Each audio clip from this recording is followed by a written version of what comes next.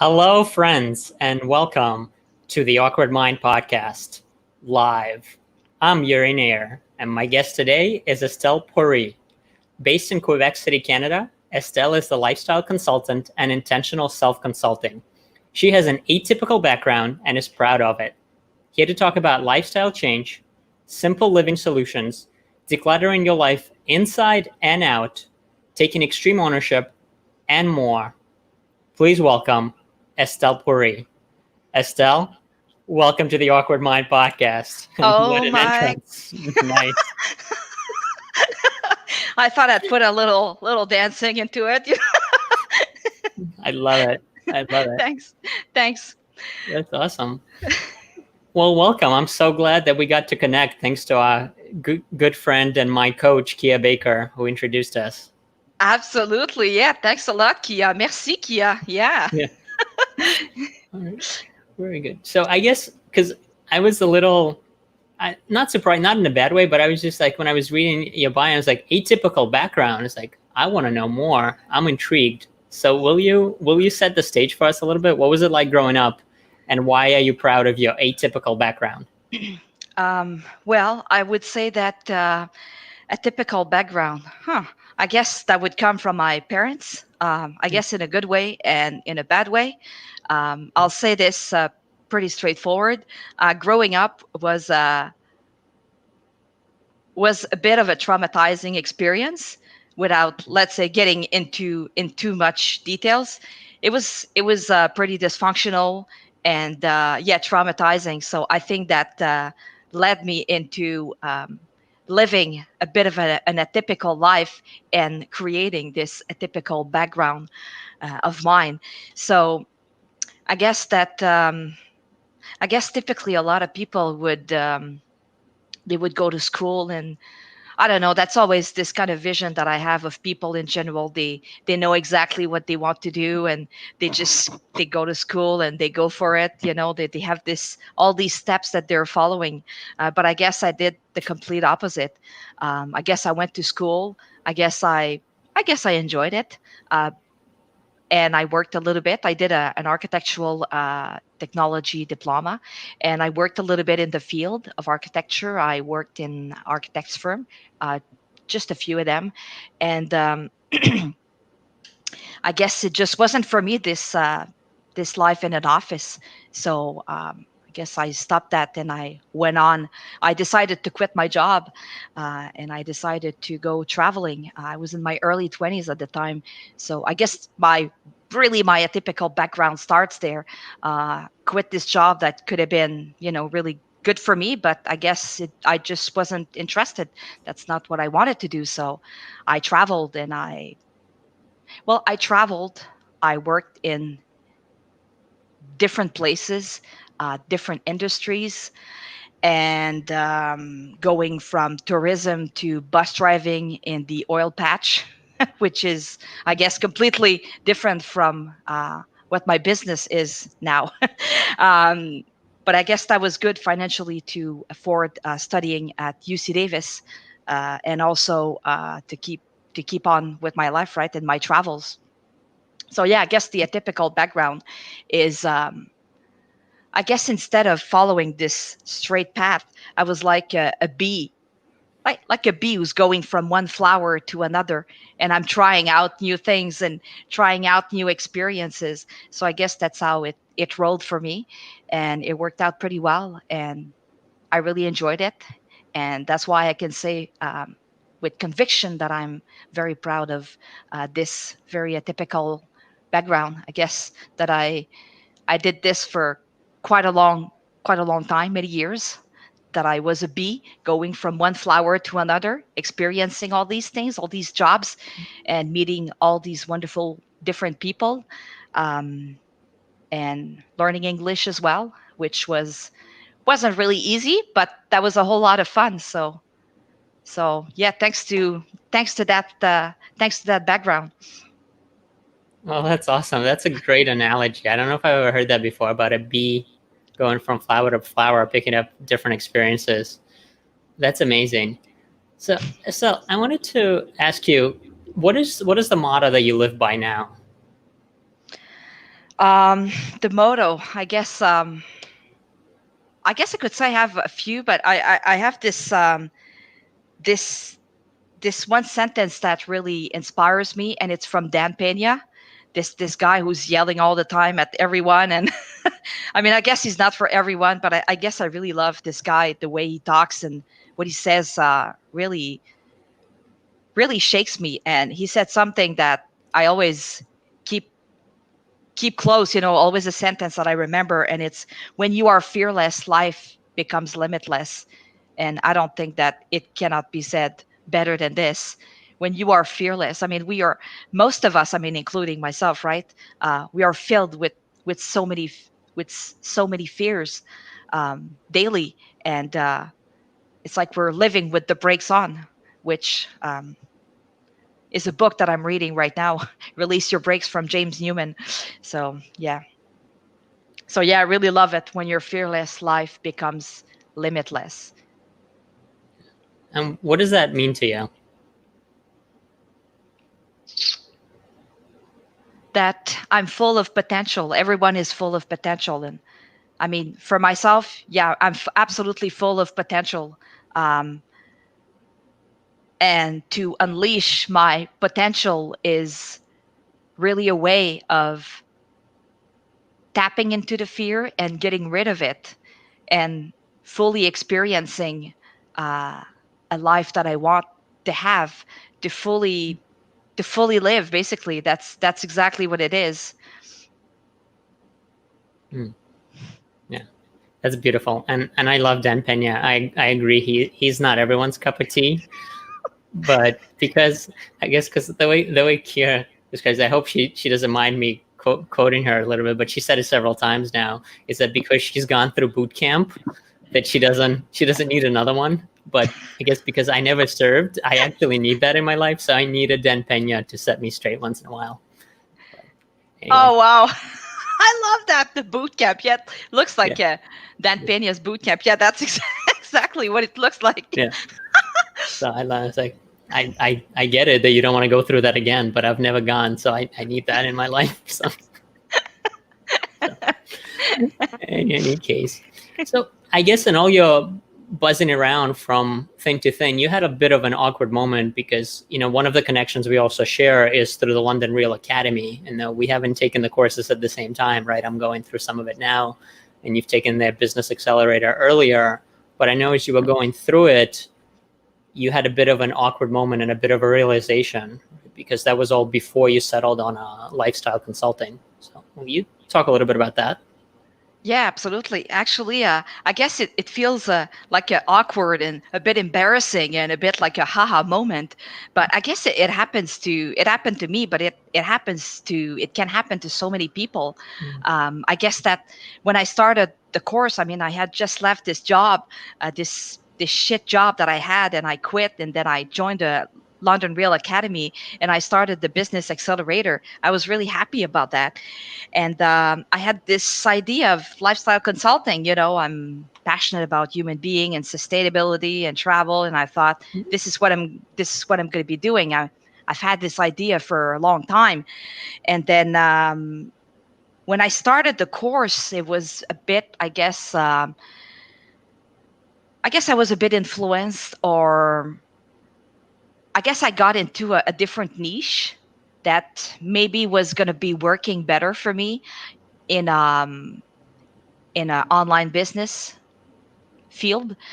And so it was about talking, it was to talk about my life experience and my experience as a child from a dysfunctional family, and how to heal from a father that is alcoholic. So I guess I did that for a while, but to be perfectly honest, I throughout the course I felt a little, well, it's funny. I felt two things. I felt like I was learning something, as if this experience, I had to go through this experience to learn something from it. And then at the same time, I felt like I was a bit betraying myself, because this is not exactly what I wanted to do. Because I've always been interested by lifestyle and simple living and sustainability and emotional healing. obviously. But um, yeah, so around the end of the course, I guess it was one of the last calls with Brian, and Brian said something that I'll never forget, and it was, wow, that's it. That was the haha moment for me, and also of an awkward moment. You said, in the end, you gotta be passionate about you gotta be um, passionate about your micro niche. You gotta be passionate about um, your clientele and in the field in which you are. Um, and I thought, oh my goodness, this is I'm absolutely not passionate about this micro niche. I mean, not at all.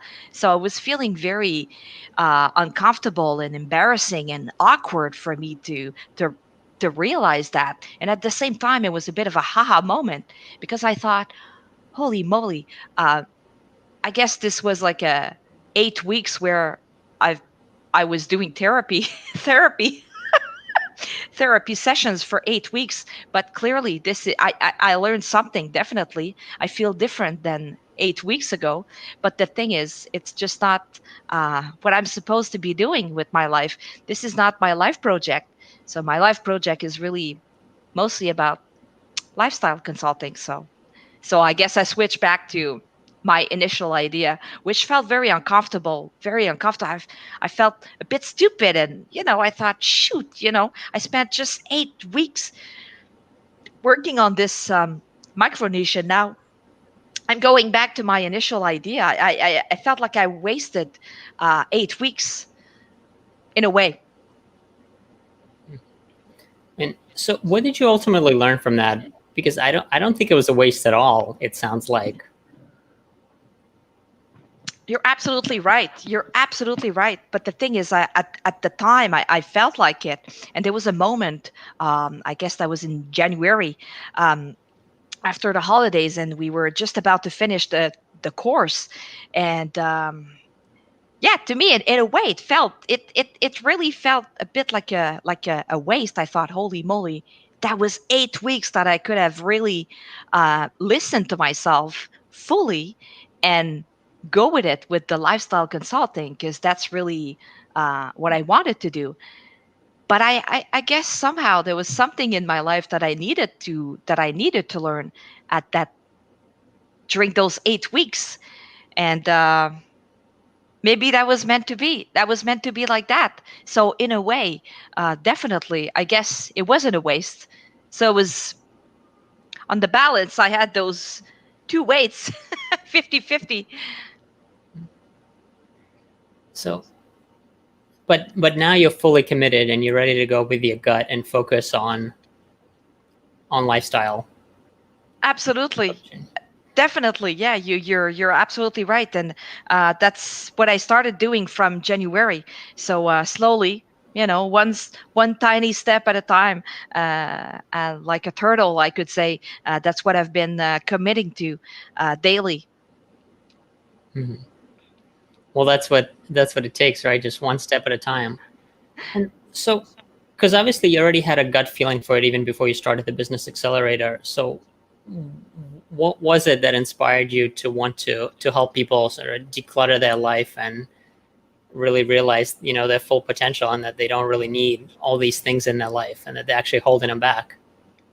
Actually, that's a really good question, because I could go back to childhood where, as much as it was a bit of a traumatizing experience and not a really good experience, it was a bit of a dysfunctional, um, very toxic environment and dysfunctional. There was this side of my parents that was very, very inspiring at the same time.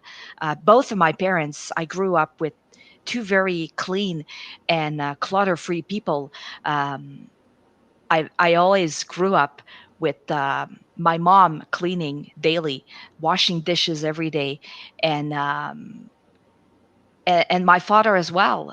He was always, how could I say, he was always picking up after himself.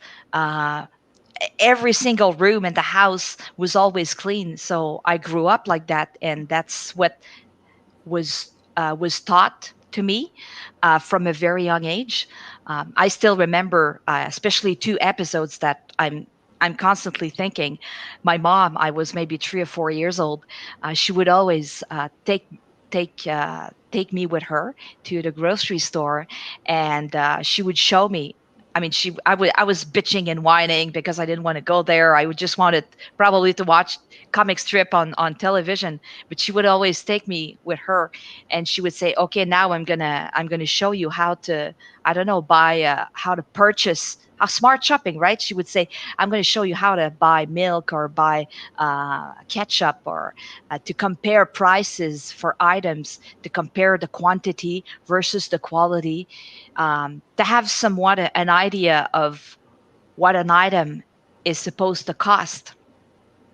And the second thing, I was still a very small child again, and I would go with my mom in the sleigh. She would carry me in the sleigh in the winter.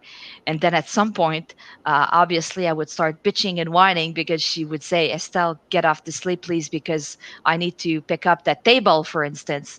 And well, it was a table that was trash, basically. Somebody would get rid of it and not want it anymore.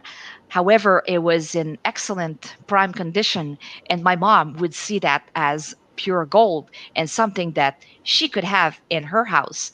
So I guess that I also grew up with in a household where a lot of the furniture is very old, is secondhand, is free, and lasts for a long time. So I guess that's how I grew up, really giving value to objects and cherishing objects, to love them in a to love material possessions in a positive way, and to love people in a positive way, and to also love and cherish um, material possessions in a positive way. So if I cherish those two, they last for a longer time. So yeah, I would say that's how I've been. That's how I was born and raised in that type of family, and I guess that I carried that all my life, and that's just how I live now.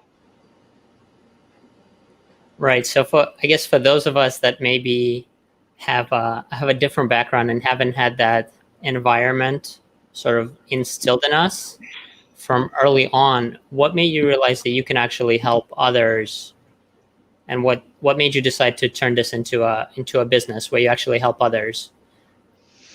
Um, well, I guess that was over time. I guess with an atypical background, I got to work in different field, in tourism, in the oil patch, like I said, in northern Canada, and I've met a lot of people, because I was a bus driver, but I was also cleaning rooms, so I could see the different workers' room, and I could see how people were living, and I could see how people collect a lot of stuff and how people spend their money.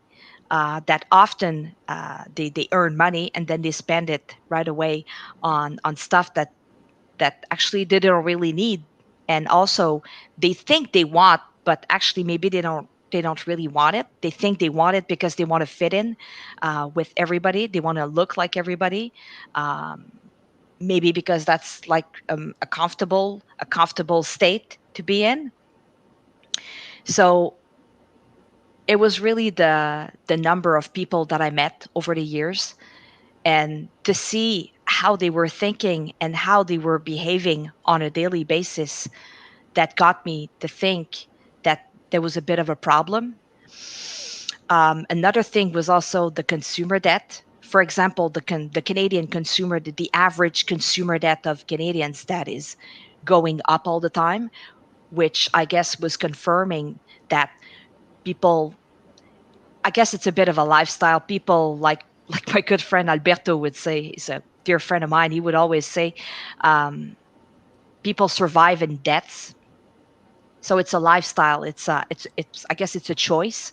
Um, And yet that's how people live. And sometimes they don't really realize that they're living like that. It's normal. That's how we live. We survive in debt. That's what everybody does. So we do it, and I guess we don't ask ourselves too many questions about that. And the last thing was sustainability. So I guess over the years, I was exposed to sustainability by, for example, working in the oil patch, and I saw how much land destruction was occurring, and throughout my education as well, that um, I became more and more interested by sustainability, whether it was in renewable energies or sustainability of the built environment. And regardless if climate change exists or not, um, I think that if we want to change the world, if we want to protect Mother Earth, I think that it's important to change ourselves. So, right there, the lifestyle consulting became stronger. The idea became stronger and stronger. The feeling became stronger inside of me. And I thought, wow, this is not just, oh, habits. I'm going to change my habits, and oh, I'm going to change my lifestyle. This is part of the equation, but it's really to change ourselves. And to change ourselves is both mindset and both emotional. So it's like a combination of the two that that makes the change and creates lifestyle change. Yeah, absolutely. So I guess because you said most people don't even realize that they're unhappy, might be the right word, with all these material possessions. So what does it take to really come to that realization and overcome the external pressures of the material world that we live in? Right? Because most people might say, no, I'm okay. I want to be in debt and I want to live this way. So that's a very good question. I think that's yeah, that's really an excellent one, and I think that's a really difficult one. Um, People who will express this unsatisfaction, that they will express this sadness and this frustration inside of them. Um, they will eventually come to realize maybe that clutter has something to do um, with their lifestyle, and that clutter has something to do with their sadness, their emptiness inside of them daily. And yeah, that's that's a really difficult question, because some people will be, and I know some people, some friends in my circle that actually they have a lot of stuff. They they own a lot, and they want to get more and more and more all the time. And I guess without realizing it, they want to follow the trend. And I guess I can't really do anything for them, because they don't feel that they don't feel that nothing's they feel that nothing's going wrong in their life. um, so it will be for people, the ones who realize that, hey, I'm looking at all this clutter, at all this stuff that is in my house, and I'm feeling anxious, I'm feeling overwhelmed, I'm feeling depressed, and I don't know what to do with it. So these people I can help, but the other ones, um, I can listen to them, I can chat with them, I can ask some questions. Maybe will trigger something in their mind that they will start thinking. Um, yeah, that's a really good question. Yeah, because I guess because what you're basically trying to hint at is all of the physical and all the external clutter is really a reflection of this internal clutter and this emotional struggle that's going on inside. So for those that might be ready How do we start that emotional healing from the inside? I always like to ask the person, first of all, how are you feeling right here, right now? And when you are in your living environment, your house or your home, I'll get back to it in a second. But when you are in your living environment, um, how are you feeling? If you look around your environment, how are you feeling? Are you feeling sad? Are you feeling happy about this environment? Or are you feeling frustrated? Are you feeling overwhelmed? Are you feeling anxious? And I always like to ask the question, do you feel like your living environment is a house or is it a home? If it's a home, it's actually um, your home, your living environment um, looks like your personality. It feels comfortable. It reflects your personality. And if, or does it feel like a house where you are just collecting a whole bunch of stuff all the time? So that's, I guess, one of the first questions that I ask. So it's all about asking the right questions, um, so that people can find their own, they can find their own answers. Mm-hmm.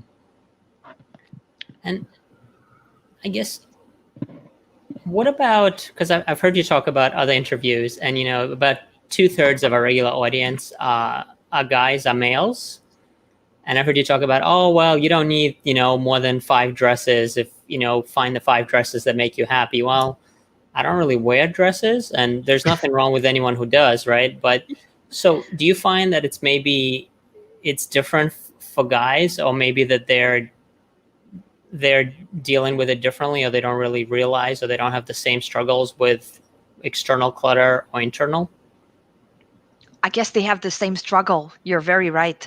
I guess that I picked women um, in my micro niche as my target audience, because that's where I saw that mostly women were expressing a bit more openly and were a bit more open to heal and to talk about clutter and how to get rid of it.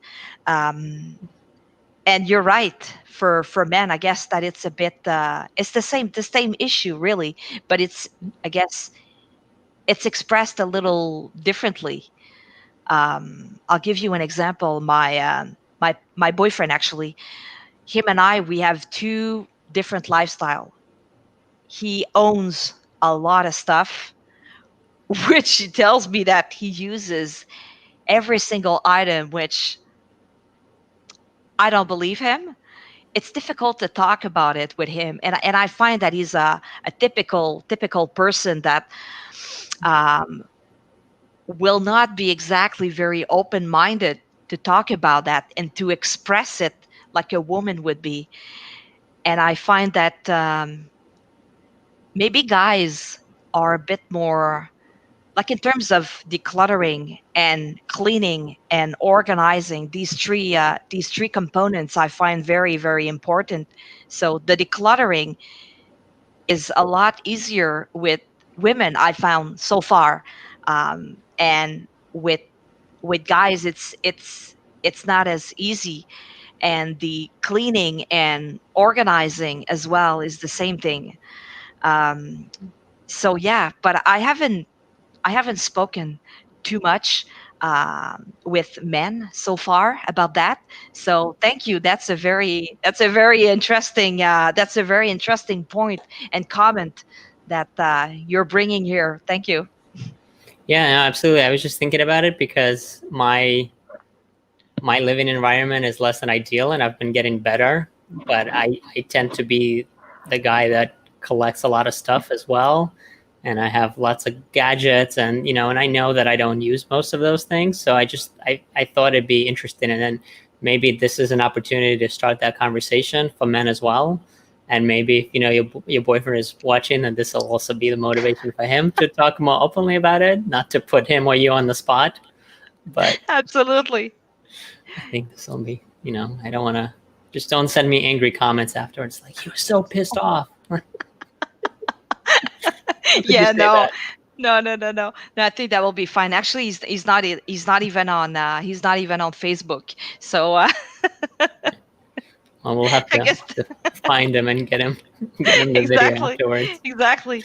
But Pretty good. you're right. You're right because it's wow. That's you just get me thinking here, and thank you for that because yeah, women. The conversation with women and men is basically the it's the base of the question, and the conversation is really the same. It's just that I guess that my target audience for Mm, now, my 1,000 true fans for now they turn out to be women more than men because I guess uh, mm. the mind is a bit more open uh, to the conversation. So yeah. No, absolutely. So what do you think? What is that motivation that we need to overcome resistance to change, right? Because at its core, that's basically what we're talking about. Is once you realize, you also have to be willing to take the steps to change. But what's Absolutely. stopping us? Wow. I guess that it's the fear of change, um, the fear of moving forward, the fear of getting out of our comfort zone. Because I guess that it's so comfortable when we are surrounded with clutter, and we are yeah. I guess it can feel comfortable in a way. Hmm. Yeah, I would think that's really the fear of change. It's the fear of moving forward. And I think there's also an emotional component. There's like an emotion. I like to talk about the emotional trash bag that we Mm, carry from the emotional trash bag that we carry from birth. So all our life, I guess, let's say a baby. Um, if the baby's sad or pissed, the baby cries or yells or screams. But for us adults, it's we've been exposed to society and we've been surrounded by other people for all these years. So I guess we're hiding, and we are putting these sadness and frustration, we're piling our emotional trash bag over the years, and it's like we're poisoning ourselves. So I think that's part of the equation as well, both the fear of change and getting out of our comfort zone, and also um, these emotions and these things, this emptiness inside of us, that it's difficult for us to connect with it and to express it. So I think it's part of the equation as well. So, do you think, in a way, then the business accelerator was a bit of that for you, of dealing with that emotional trash bag, even though Absolutely. it wound up not being the focus of your business? Absolutely. And that's an excellent question. I think that's to an extent it was what I needed to that was like I'm trying to think of an image here. I think that's totally that was necessary for me to move forward to the next step. It was necessary for me to to really embrace the lifestyle consulting, to really step into it properly. I think that that was completely necessary. And in that way, it was not a waste at all. Like you said earlier, that was not a waste. At first, I saw it as a waste of time kind of thing, right? But no, that was not a waste. That was completely necessary. It was, I guess, it was meant to be. Because it's the BizAc is really, it shakes us, right? It's not a really comfortable, it's not a really comfortable course, which is fine. That's perfect actually. So No, yeah. absolutely, I agree. Yeah, That's what I love about it, and that's what I think some people hate about it. Is it because it gets you to be really uncomfortable?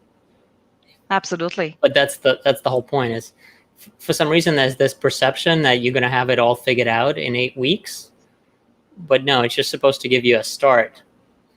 and shine a light maybe in some dark places that you didn't want to look. It certainly has done that for me.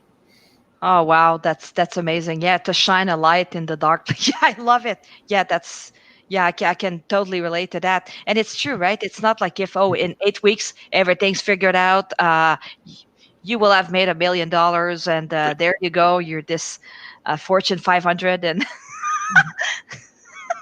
Right. absolutely. Oh, that's amazing. Yeah, I love it. And so I guess with decluttering, switching to sort of the physical and practical aspects of it, where do we start? Well, I like to think that I like to say that there are 3 steps.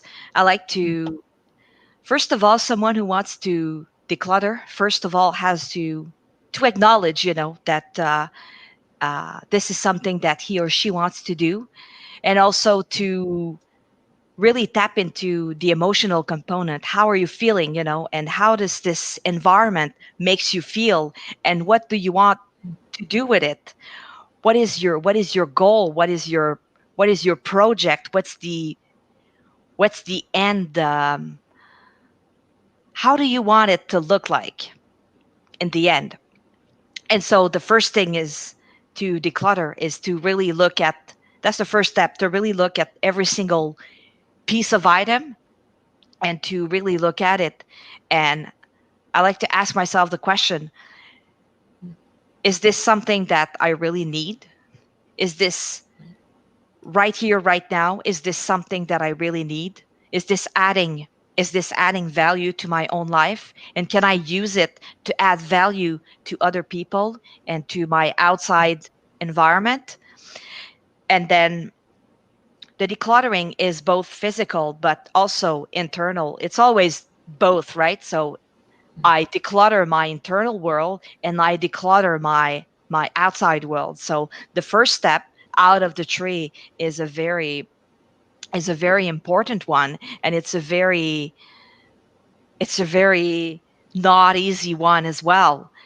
Just like the second step is i'm going to I'm going to clean my internal world. I'm going to clean myself. So it's to really tap into my emotional side of myself. And I'm going to clean my outside world as well. Once I've reduced the amount of possession that I own, um, once I have all the possessions that are in my life and that I am using and that I will be using on a regular basis, then in the end, once I clean, I can take all these possessions and put them back in place and to organize and tidy. Hmm. And that's not an easy job, but it's completely doable. Completely doable. And I guess if we get stuck, we can always reach out to you for help. Absolutely. I love to chat. I love to look at what people are doing and not exactly make suggestion, but to ask questions, because people have their own solutions. People are able to find their own answers. So that will be for me an honor to look at the job that has been done so far and to accompany that person and to ask questions Hmm. so that the person can keep on the work by himself or herself and find a solution that will be working for him or her. Right, because you're really enabling people to adopt these new tools, right, into their repertoire so that they can continue doing it rather than becoming a crutch for them. Absolutely, absolutely. And I'll say this, for example, if someone says, "Oh, I have these 5 dresses that I really love and I absolutely want to keep them," that's fine. If that makes you happy, not just happy, but truly happy, authentically happy. If you feel happiness to keep these 5 dresses and you feel that you will use them, you will put them on often, and that they add value to your own life, and you can add value as well on the outside, um, That's perfect. If that makes you happy, that's fine. And what about the typical excuse like, oh well, I'll use that someday? Yeah. That's a really good one. Um, okay. I could tell you a little piece of story here quickly. I guess my last job, I was working in an office, and I was feeling very miserable, and I was very sad about that job, and I was especially upset with that job. So one night after work, sorry, I'm just gonna plug my computer here. Damn it. Okay, almost no more battery. So, um, so yeah, I went to after a hard day at work. I went to the store and I bought this. I went to a store and I bought. I went to a first store and I bought some clothes. Obviously, I think you know the rest of the story. I bought these clothes, and obviously I did not try them on. They did not fit me. I thought they were really looking nice, and I thought, yeah, yeah, yeah, I'm gonna wear them. Of course, I'm going to wear them. Yeah, at some point I'm gonna wear them. Back at my place later, I I left them in the bag with the tag on. I never wore, because we know it. We really, really know if we are going to wear something, or if we're not going to wear something. We know very well deep inside of us if we are going to use or not use an item. We know that very well, every single one of us. Even if we try to tell ourselves, oh, yeah, no, it's just, no, no, no. We know exactly if we're going to wear it or not. And we hold on to things, um, like we hold on to all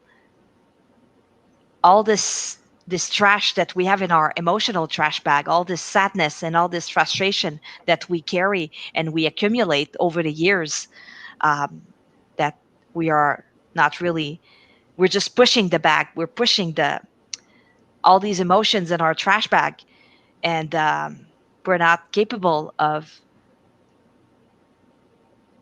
expressing them. We just, it feels very uncomfortable. Mhm.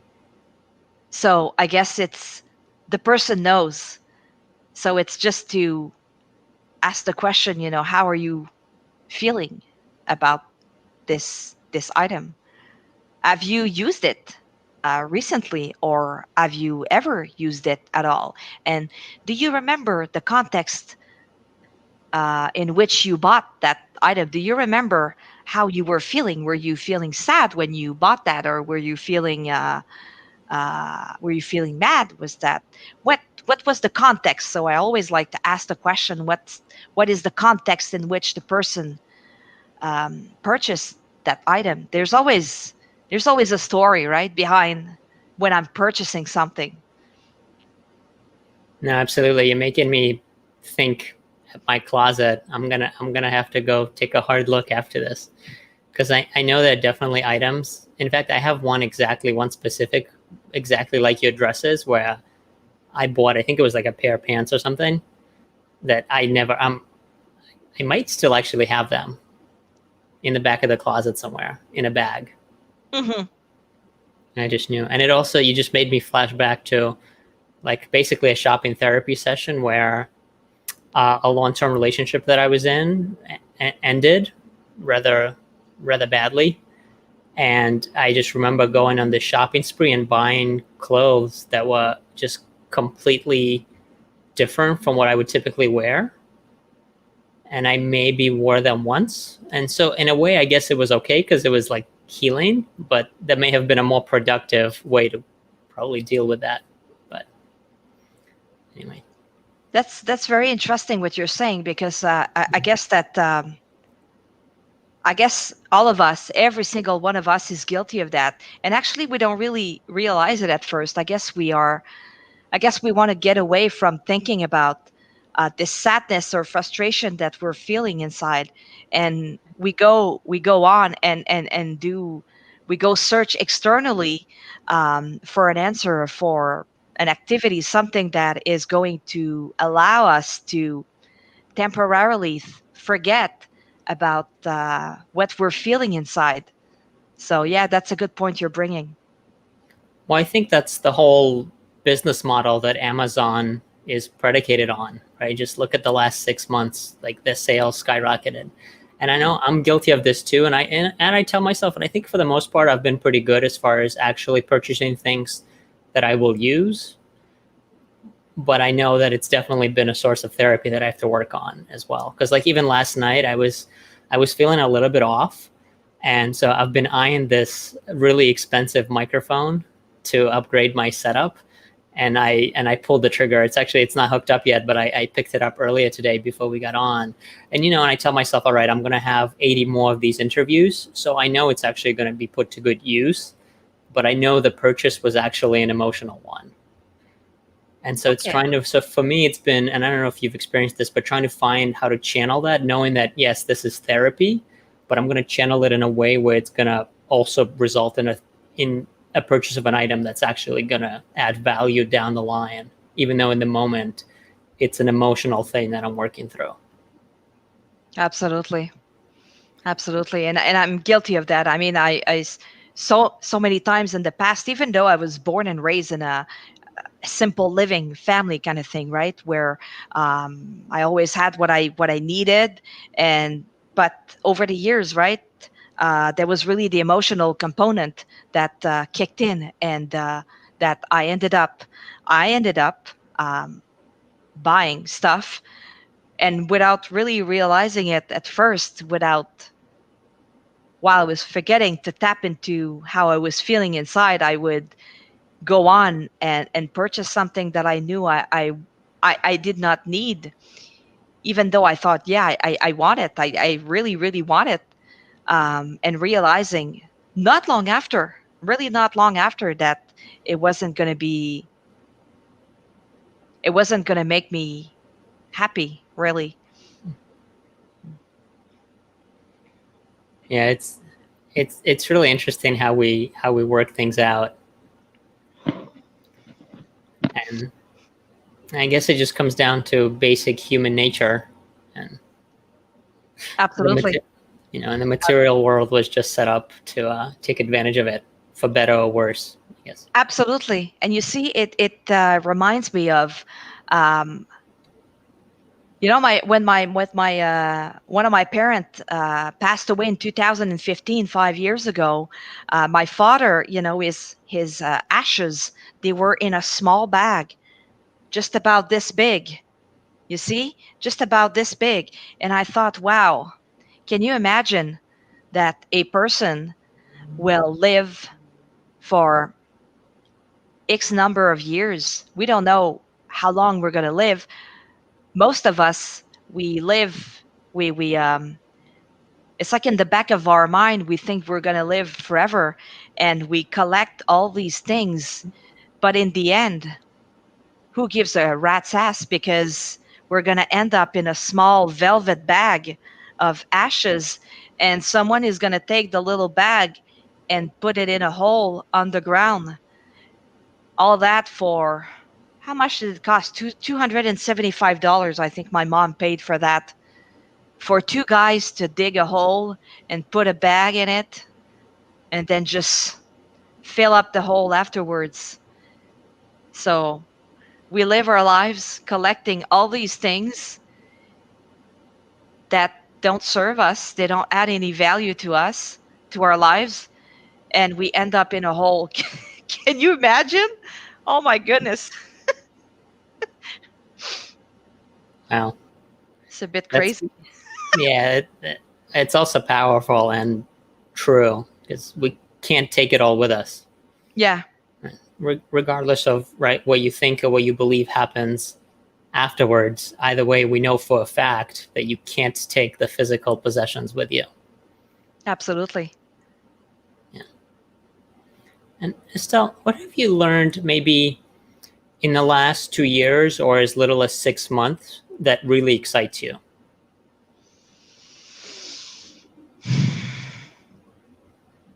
I can have a minimal. lifestyle, and all that,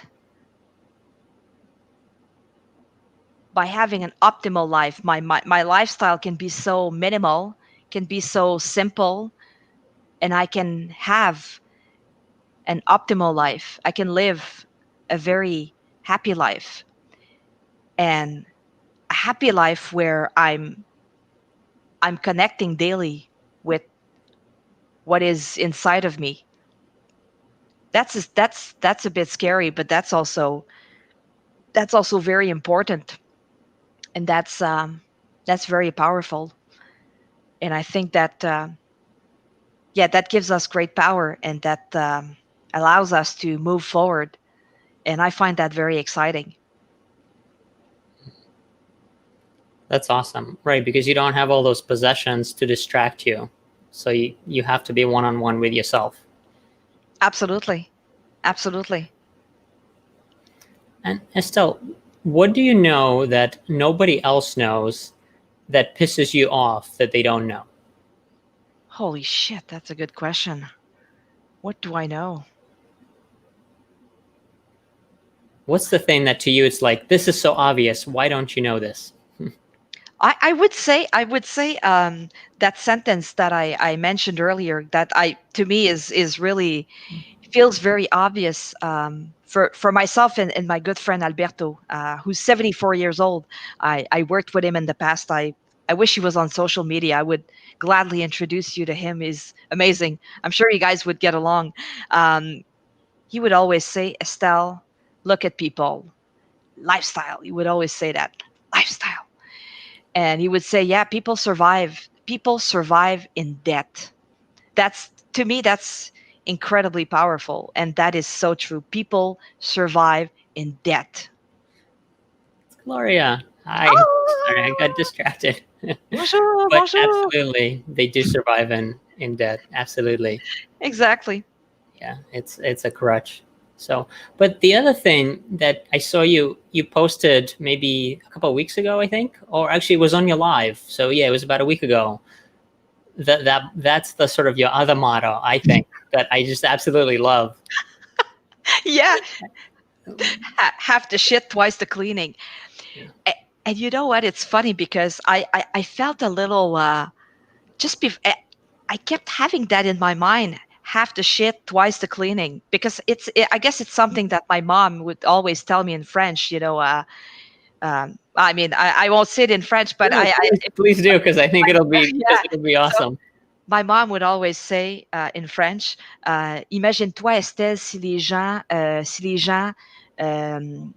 possédaient moins de cochonneries et puis qu'ils nettoyaient 2 fois plus. Donc, réduire de moitié ce qu'on possède et puis nettoyer 2 fois plus.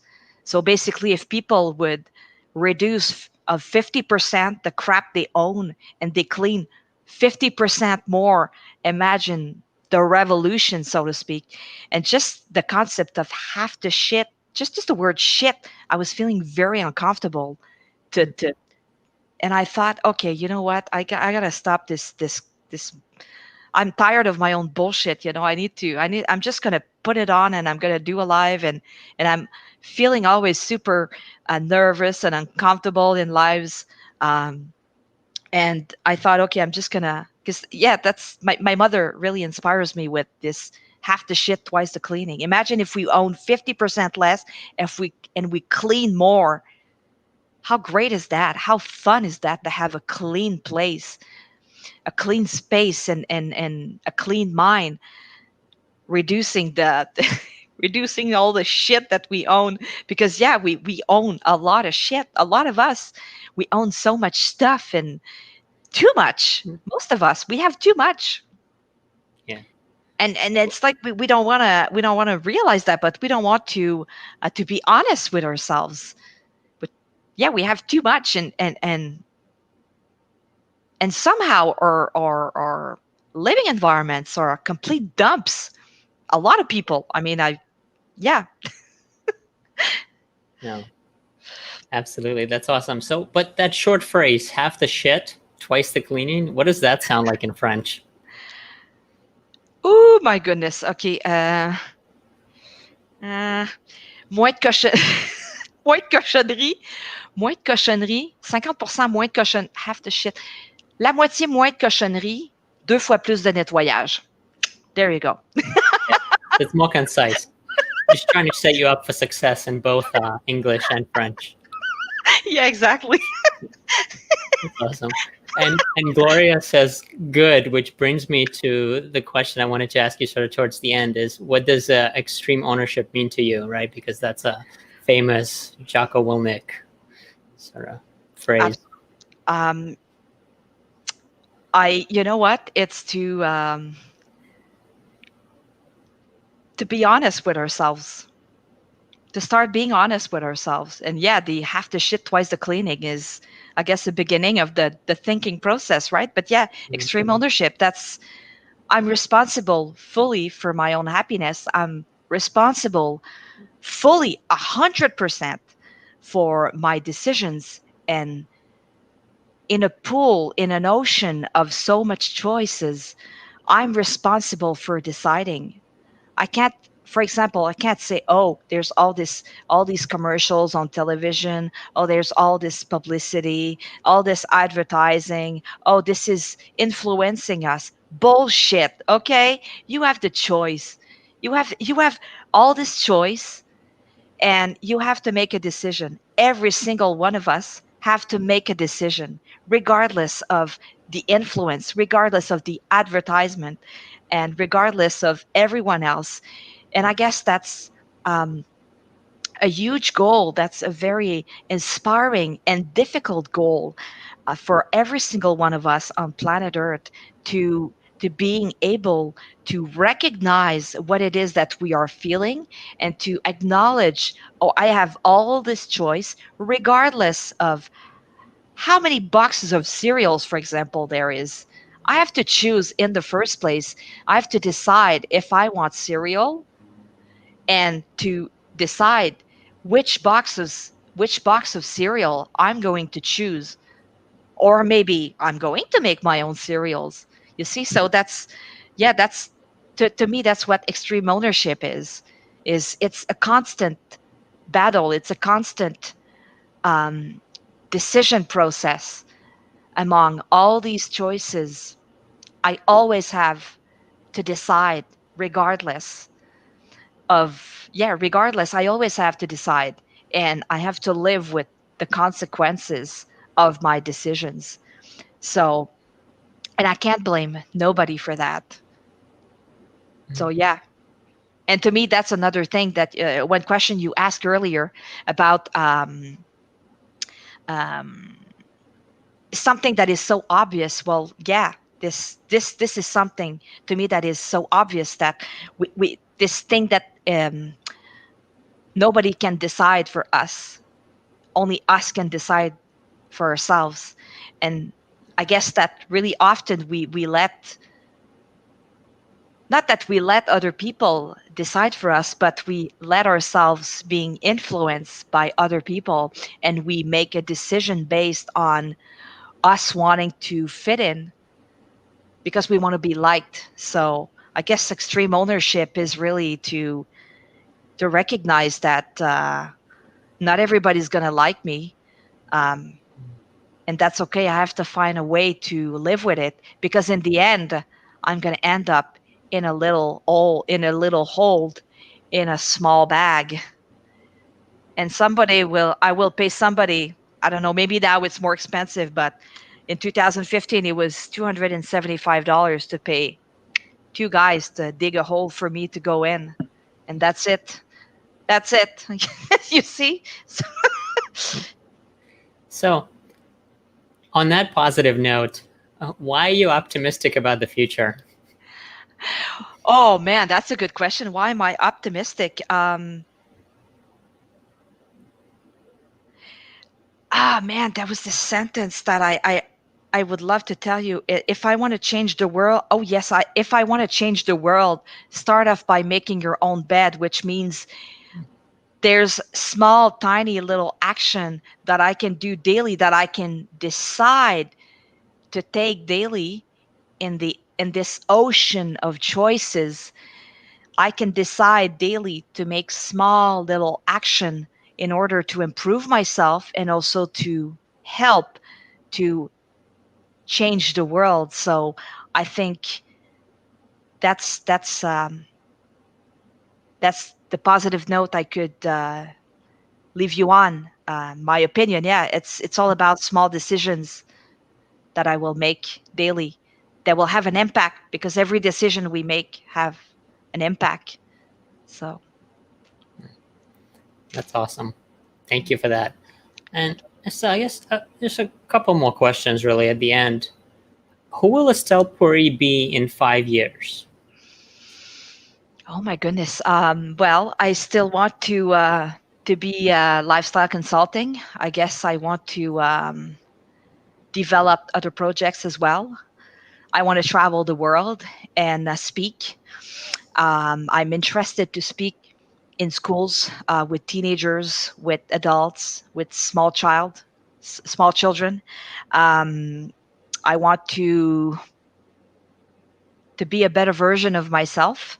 I want to work daily at getting rid of my ego so that I can make my own decisions and not influence other people to make their own decisions, um, so that I can leave that, like live and let live, to really embrace that fully. I think that's really important. And yeah, that's yeah, just accompany as many people as I can. Mm-hmm. Yeah, so you want to help as many people as you can. Absolutely, all around the world. I'm open, the whole planet. It seems to be the central theme of London Real. Mm-hmm. Absolutely. Changing the world one academy course at a time. Absolutely. Yeah, and with an online business, it's possible to do that, right? It's Well, yeah, I mean, I've been amazed in just the last, because I started the podcasting course first, so it's been 10 weeks now.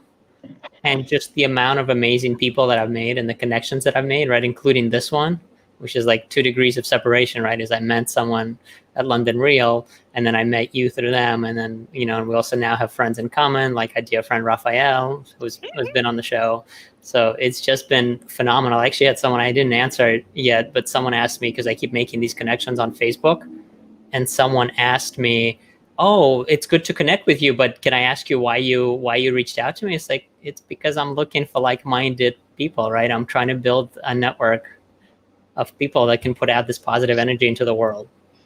And that's what we're doing, amazing. one conversation at a time. So, Estelle, how can people connect with you? What's the best way? So they can connect with me via Facebook under my name, Estelle Poiré, or via Instagram. I am Oreo_Estelle, and also on my website, so intentionalselfconsulting.com. Yeah, just put all those up on screen. So if anyone interested and wants to connect with this beautiful soul, that would be the way to do it. Thank And you. is there, I wanted to ask you at the end, just because I'm curious, I was thinking about it today. Is there a significance to Oreo in your Instagram handle? Oh my goodness, that's a hell of a story. Actually, I guess I guess I decided on that thing a few years ago, because I guess I had an Instagram account for I guess I've had it for a few years, and I wasn't too active until last year, I guess. And Oreo Estelle is one of those crazy thing that I thought about, and it's like a Oreo cookie, you see? And I thought, man, how cool would it be one day that I could meet two chubby, overweight black guys, and that I would be in the middle and we would take a selfie, and that would be like an Oreo cookie, And that would be super awesome. Like two overweight, chubby black guys that would give me a hug. How cool would it be? Yeah, that's a bit weird, eh? Totally weird, but that's okay. I'm weird. I don't fit in, so I'm completely okay with that. So yeah, that's the story with Oreo Estelle, which by the way is going to happen. This ice cream sandwich thing is going to happen, and well, all this imagination where I would be all dressed up in white, and these black guys would be dressed up in black, and that would be the perfect ice cream sandwich. Yeah. And my tagline actually with Oreo Estelle at first was Oreo Estelle, life is an ice cream sandwich. I mean, let me tell you, I don't know if I could have started the business with that, but hey, you never know, eh? And by the way, I was not I was not drunk when I started that account. And Okay. and the tagline, I was completely sober. Yeah. Well, Gloria is losing it in the background here on Facebook comments, so I absolutely love it. So I don't think it's weird at all. I think it's very real and awesome. On that note, well, I don't know if we can top it, but I gotta ask you, Estelle, at the end, do you have any final words or wishes for the audience? If you want to change the world, and I'm taking that sentence from um, voyons, how do I say, from this guy, shoot, I don't remember, he's a guy in the navy, I guess. And he made a speech on, and I saw it on YouTube, and he would always say, if you want to change the world, start off by making your own bed, which I think is absolutely so powerful. It's the first thing that we can do in the morning when we wake up, is to make our own bed and to enjoy uh, taking the time to do it and to make it. I think is incredibly powerful. So that says a lot about us, how we love and respect ourselves, how we cherish ourselves and other people as well after that. So I think that I fully believe that, yeah, if we want to change the world, we can start off by making our own bed.